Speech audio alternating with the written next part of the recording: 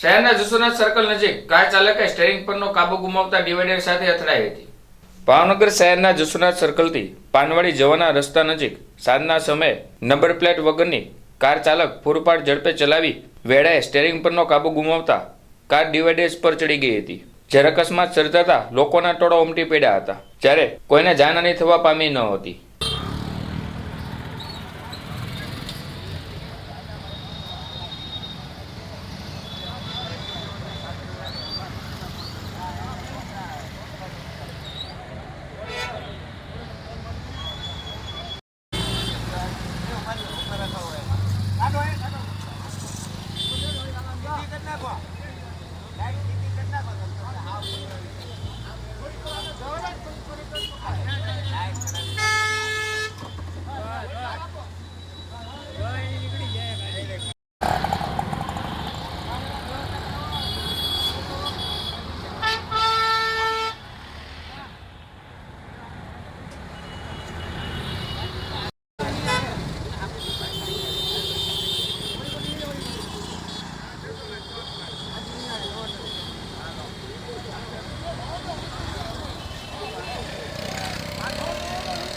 તમારી ખાલી